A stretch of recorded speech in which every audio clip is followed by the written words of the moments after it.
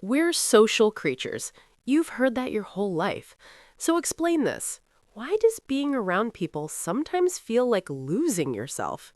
If humans are built for constant connection, why does solitude feel like relief? In the next few minutes, you'll understand why the idea that humans must always be social is incomplete, why some people feel drained instead of fulfilled, and what your need for distance actually says about your brain. You're the one who can socialize, but only for so long. You show up, engage, play your role. You listen, respond, adapt. But after a while, something shifts. Your energy drops. Your thoughts slow. Your patience thins. You start wanting out. Not because you hate people, but because staying starts to feel unnatural. You make it look normal, but internally, you're counting the seconds until you can be alone again. There's a concept in psychology called the introversion-extroversion spectrum. It explains how people differ in where they get their energy. Some gain energy from external interaction. Others lose it. Not because they're antisocial, but because their brain processes social input more intensely. Here's the truth most people ignore. Humans are social, but not in the same way. Connection is a need, but constant connection, that's not universal. Your brain isn't rejecting people, it's regulating exposure. Imagine this. A group spends the entire day together. Talking, moving, laughing, constant interaction. By the end of it, person A feels alive. They want more. Person B feels drained. They want silence. Same experience, different outcome.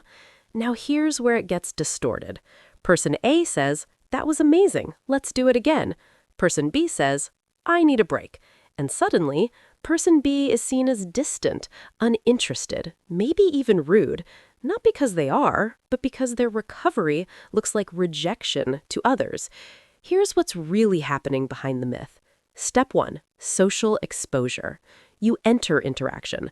Conversation, group dynamics, emotional exchange. Step 2, processing depth. You don't just participate, you analyze, interpret, absorb. Every interaction costs energy. Step 3, energy depletion. The longer it goes, the more your system drains. Not from dislike, from intensity. Step 4, withdrawal signal. Your brain tells you to step back, not to disconnect, but to recover. Step 5, misinterpretation. You see your distance and label it incorrectly. They think you're pulling away from them, but you're actually returning to yourself. If this is you, understand this clearly. You're not broken. You're not cold. You're not bad at being human. You're someone who experiences connection differently. You don't need constant presence to feel close. You don't need noise to feel alive.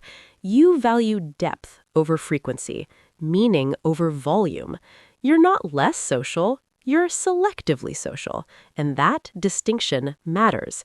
You're not alone in feeling this way. You're just in a world that favors the louder pattern. So here's the real question. What if the problem isn't that you don't fit the social creature model, but that the model itself is incomplete? What if connection was never meant to look the same for everyone? Because if that's true, then maybe your need for space isn't a flaw. It's a different design. In the next video, we'll break down how to build meaningful connections without constant interaction, and why less contact can sometimes create stronger bonds. If this resonated, subscribe for more deep dives. Join our members for deeper psychological insights, and check the books below to go further. Because once you stop forcing yourself into the wrong model, you start understanding your own.